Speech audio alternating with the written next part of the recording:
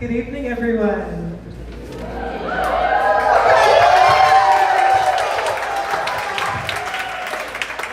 My name is Allyson Trunzer, and I am a soon-to-be graduate from ShenCo University with my Bachelor of Arts in Dance, my Bachelor's of Science in Public Health, and my minor in Psychology. But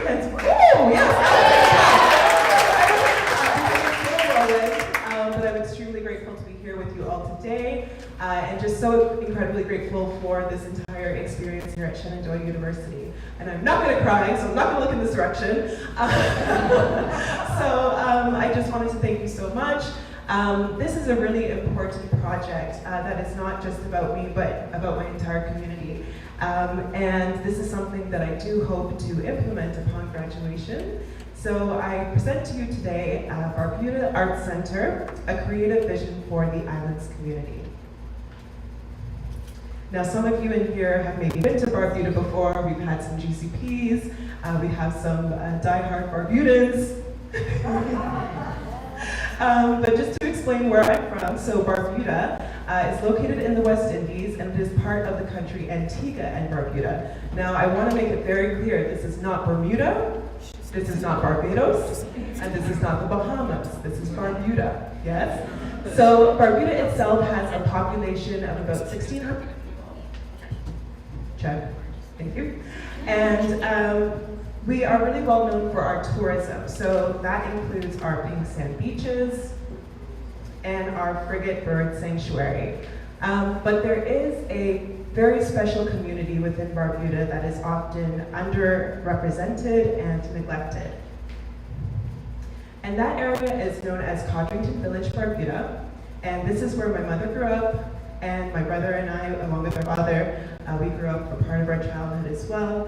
And just to paint the picture as far as what's included in Codrington, we have one airport that flies in a 7-seater plane. We have one bank that typically runs out of money every 2 weeks.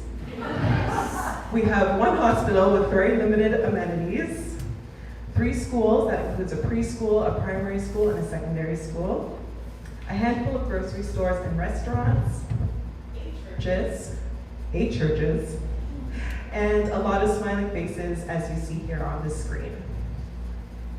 And so some of you may be familiar with Barbuda because in 2017 we were hit with a really intense hurricane. That was Hurricane Irma, which was a Category 5 hurricane.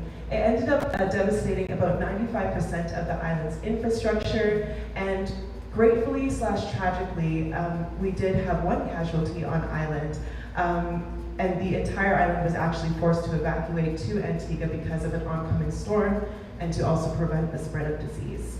A lot of persons who did go to Antigua were not able to return back to Barbuda for months later.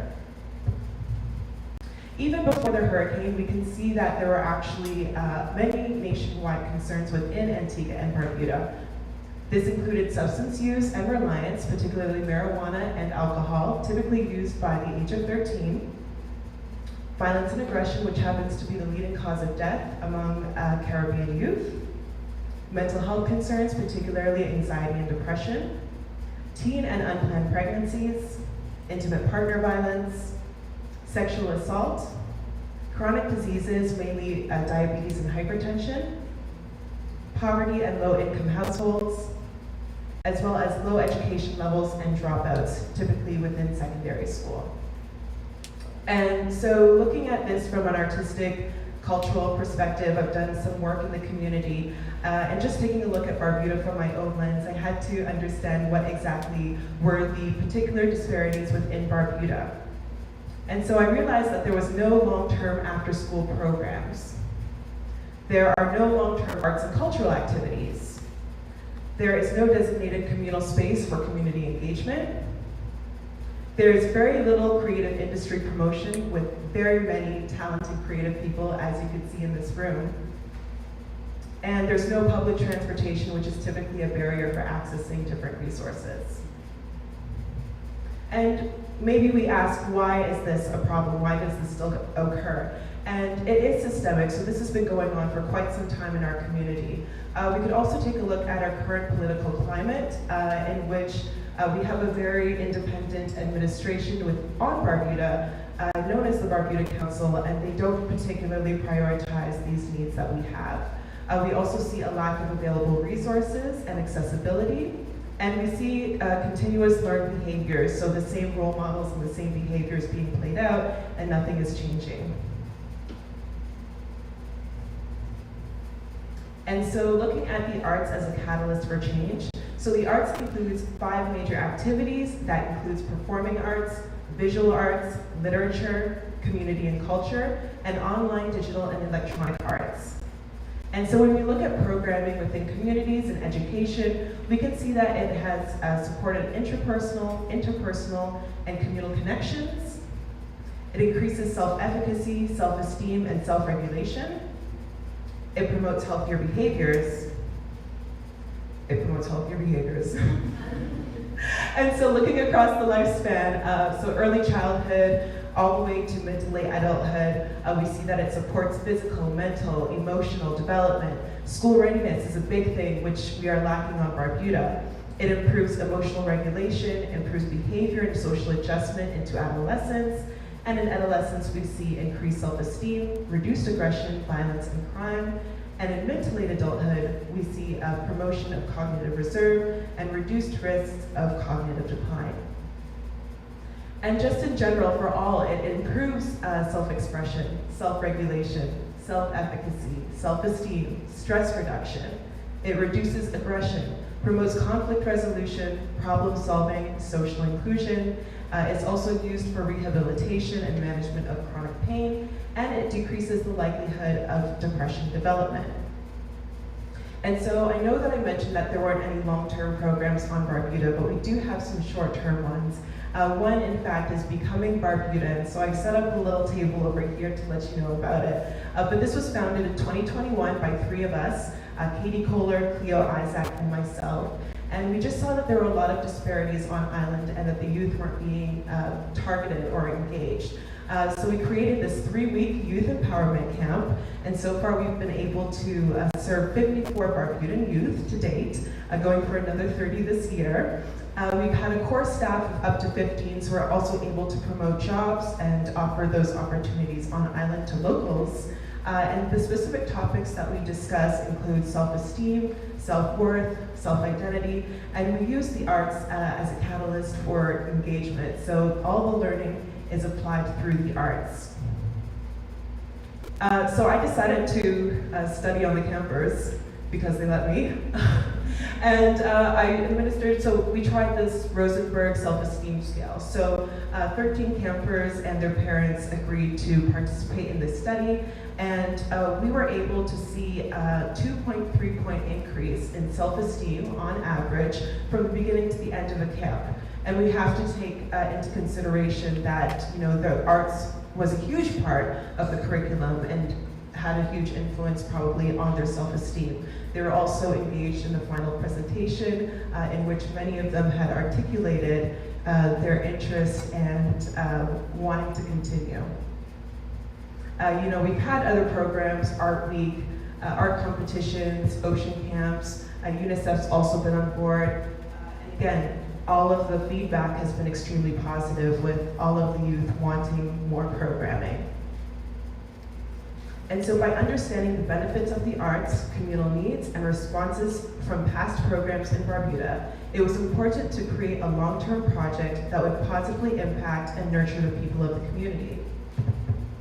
And so today I present to you Barbuda Arts Center. And so Barbuda Arts Center will be a project sponsored by the Cocoa Point Fund with aims to provide long-term, inclusive, accessible, and quality community arts and cultural engagements for all ages of Barbuda's residents, promoting individual and communal health and well-being, increasing opportunities in creative industries, and mitigating socio-cultural disparities by using the arts as a catalyst for growth and change. And so there are 3 major goals within this project that includes transformation, engagement, and impact. And so the first goal would be to actually establish a center, which would be known as the Center. to be opened by September of 2024. Now that is a very optimistic timeline. However, when things move, we call it Caribbean time or island time. Things move a little bit slowly on that side, so we try to be positive and optimistic about timelines. Goal 2 would be to implement year-round, quality and accessible arts and cultural programming for all ages of Barbuda's community. And the third goal would be to mitigate socio-cultural disparities and improve well-being among Barbuda's community using the arts as a catalyst for change. So just to talk a little bit more about the intervention plan, the first part would be to rehabilitate the Ginnery to act as the art center. So this is a picture of the Ginnery, and it was used in the 1800s as a salt and cotton storage. And then up to Hurricane Irma, it was used as classrooms and Barbuda Council offices. It's actually located right in Codrington, which is very convenient for all to access, and directly across from the primary school. Within our plans, we would aim to prioritize accessibility, longevity, and risk management, offering different ways of access into the building for all abilities to access it. Longevity and risk management, prioritizing that in the infrastructure, especially considering natural disasters, including flooding and hurricanes. So the lower level, I won't read this all out, but would be the classrooms, ideally, art spaces, music rooms, visual arts, and then the top floor would actually be used as a visual arts and multimedia gallery to generate additional revenue from the public. And we would want to also prioritize job opportunities. And so 85% of the staff at Barbuda Arts Center would be of Barbudan descent. So again, we would aim to increase and support our local economy and promote the creative industries and use existing talent. Again, we have so many great facilitators already on island, why not promote and give them jobs? These jobs would vary from leadership, management, instruction, construction, of course, to get the building started. And we would also offer positions through work study, like a lot of us have done here, volunteering, and interns. For engagement, we would aim to engage a minimum of 250 active participants in Barbuda Arts Center's interactive programs per year. So we would aim to offer 30 group classes, 30 group classes per week. So this would range from dance, music, arts, and again, using health and well-being and really prioritizing and promoting that through the curriculum as well. We would be open for 41 weeks a year, and we would divide between 3 terms. So that would be September to December, January to May, and July to August. We would have pre-registered and drop-in classes. And a lot of these would be, majority of them would be offered at subsidized rates. So ensuring that our community can afford this, as we've seen that is a problem for a lot of the families. We would also want to open up the space for the community, so allowing them to have their own independent processes and encouraging them to continue to engage in the arts. And this is just a huge list of all the wonderful things that we hope to do.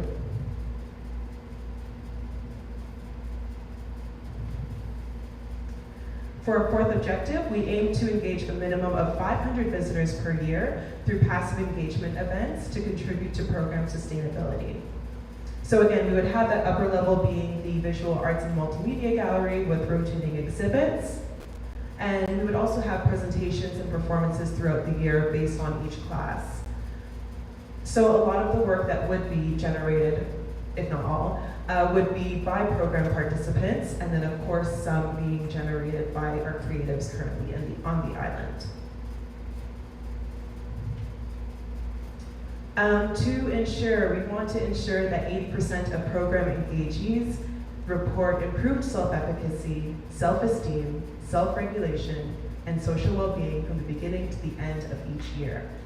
And so we want to promote social cognitive theory, and this is a theory that focuses on the ways in which the social environment influences behavior. And so it would be ideal for our staff and our facilitators to be highly trained within this and to really focus on this through our modules. And just to kind of pinpoint the main focuses, we want to encourage positive praise and encouragement. In my community, that's not typically practiced. We have a very aggressive way of communicating with each other, so that would definitely be prioritized. We would want to also offer incentives, which may not look like monetary incentives, but saying, hey, you have the opportunity to present this work in Antigua or take it somewhere else, just like a lot of these children have offered their work here to Virginia. We would want to promote arts as a coping strategy for well-being and open the space for independent processes outside of classes. We would want to promote modeling and community support by in-class assistants and volunteers. And we would want to offer safe, open, and accessible space, promote mentorship through trained instructors, and promote communal bonding through the group classes. And for our final objective, we would aim to reduce incidences of violence among youth by 10% within the first 3 years of establishment. And this has a big part of it is the priority demographic. So yes, this would be open to all persons of Barbuda, but we want to ensure that we target those who may be identified as troubled youth. And it's very easy to do within our community that's very small. Speaking with different community members and educators who are able to recommend certain persons who may be able to join our programs. We would also want to focus on 5 core values and themes, which includes collaboration, creativity and expression, growth and development, inclusivity, and influence and impact. So I got rid of a lot of these slides because I know it's quite lengthy and it's a lot of information, but with everything that we do need to evaluate it to ensure that we can measure our goals and see how successful we are with them, also to make improvements along the way. And so how do we measure the success and attainment of our goals? Not to go into too much detail by objective, but ideally we would continue to collect quantitative and qualitative data by participants and community members. We would want to conduct interviews, administer Google Forms, and create internally designed questionnaires using different skills that are existent and creating different forms that way. So just out of curiosity, let's play a game. This is a very big project. And for the first year, we've got to think about staffing, we have to think about resources, we have to think about renovations, materials. How much do you think it would cost for the first year alone of investing in this program? Shout it out. 100,000. Ooh. Any higher? 2 billion. A lot higher, yeah. I'm hearing 2s, 3s, yeah. So far, we do have a rough draft of the budget, and it would cost about $875,000 US to put into the project. And again, this would include all overhead costs, staff, construction, renovation of the building, and materials and resources. Ideally, and again, this is a rough draft, after the first year, because the construction would be so much, year after year, the base would be about $355,000 US, and of course more as we continue to expand programming, offering residencies, bringing SU students over. So we would also conduct fundraising, of course, through donors, grants, campaigns, and collecting in-kind donations, which is sometimes undervalued, but it really does mean a lot. And we would also collect additional revenue through program fees, gallery admissions, which we've talked about, art sale commissions within the gallery, events, performances, and exhibits. And so we really aim to make this project a reality through government support and fundraising efforts. Barbuda Art Center will be the first operating community art space designated for the island and its people. And so I would like to just show you a very short video about what arts engagement currently looks like on Barbuda. And so seeing this, I hope that this inspires you, and yeah, please enjoy.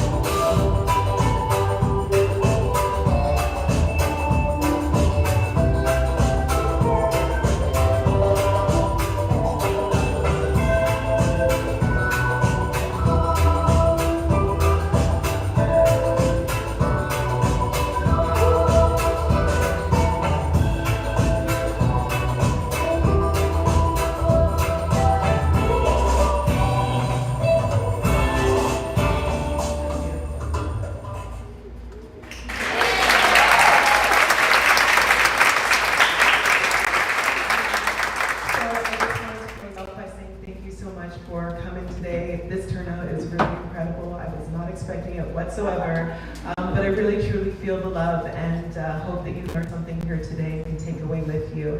I also do want to just take a moment to say thank you to some particular people. Oh God, Allyson, do not cry. I just will call out a few names. That includes Mr. and Mrs. James R. Wilkins Jr., President Tracy Fitzsimmons, Shenandoah University, the Cocoa Point Fund, Barbuda Cottages and Family, Shenandoah Conservatory Dance Division, College of Arts and Sciences Honors Program, the College of Arts and Sciences Public Health and Psychology Departments, an additional gratitude to Dr. Audra Gollenberg, Professor Maurice Braga, Tiffany Carson, Karen Follett, Mariah Borden, Maggie DeFries, BA Dance Class 2023, ShenCo Labyrinth Class of 2023, Mr. Emilio John and the Sir Chesney George Secondary School students who presented their beautiful art today, the Becoming team and participants, as well as UNESCO's Wonders Culture program. Thank you so much for joining me today. I think we're going to transition into a Q&A, and I really do appreciate you all.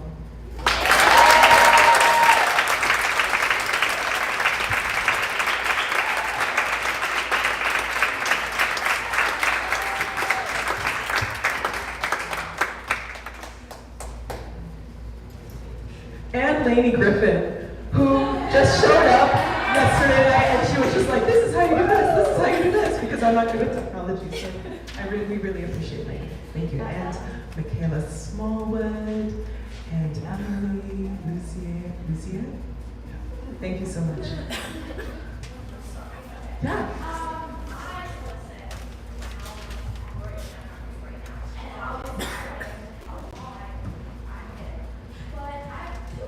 Okay. Just how did you get this project started? How did you get involved in this project? You were looking so far on the ground. Yeah. Is there any way we can be involved? Or help in any way possible? Yeah, thank you. Yeah, so I actually came to Shenandoah University because we had this project in mind. So I got here through the Wilkins family, who are sitting here today, and they've been visiting Barbuda for over 40 years. And so we saw that there was a particular building on Barbuda that wasn't being used for the purposes that it should have been, and that was a community center. since then, since the hurricane, they've actually decided to use that building for different purposes.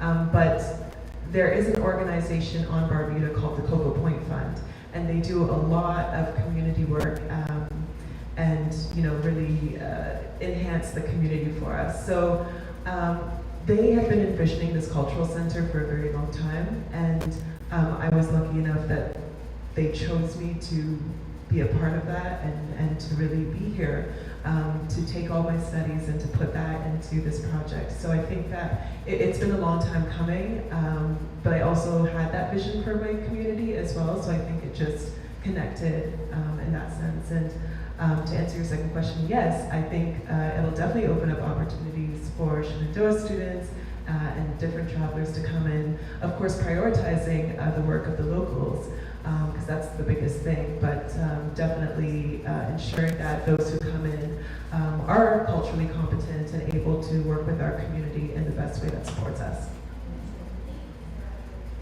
Donate, well, that will be open later on. So this is like the preliminary, like the very, very, very, nobody's heard this before, so thank you for listening.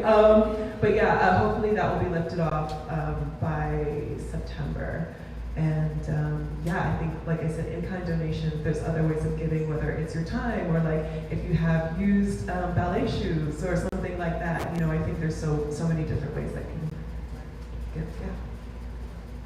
Allyson, I'm curious, when you say that the island is known for its tourism or its capacity, what does that actually look like? And what is the proximity to your community? Is it far across the island? Is it close? Is it too close? Right. And I'm just thinking like about intersections where the vibrancy of the arts community and the artwork being made could potentially be leveraged Within the community of the locals. within the community of the locals and intelligently make access or connections Right. to that Right. big enterprise of tourism. Right, and I think that's what we're also trying to do. There's a huge development project that's happening on the other side of the island. So it's like you're looking at two different distinct places. And again, like I said earlier, our Codrington community doesn't have enough support. I feel like there's more that can be done. And so placing this art center in there is almost like beautifying the environment and saying, trying to attract more persons there and give, locals opportunities as well. So yeah, they're very separate at this time, but I think with this idea of renovating that particular building, it would be kind of bridging the gaps and merging people closer together. Hope does that answer your question? Well, and quite literally, how close physically?